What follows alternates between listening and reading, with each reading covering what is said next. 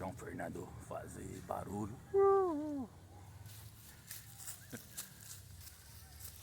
Vou pegar vocês, João Fernando. Olha os pés de ipê aqui, vamos ver aqui. Ali em cima ainda tem, João. Os brancos ali em cima. Tem época do amarelo, tem época do roxo. Que é isso? Olha o cipó do Tarzan aí, ó.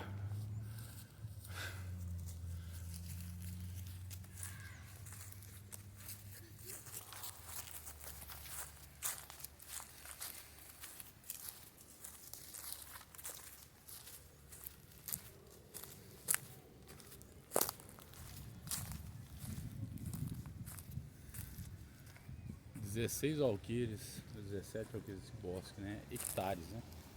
Deve dar 8 alqueires. Muito pouco de preservação com o tamanho de Marília, né? E ali do lado já vai ser condomínio. Ô João! Você vai por aí?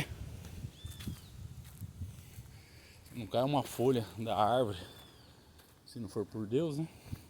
Ô filho, vem aqui.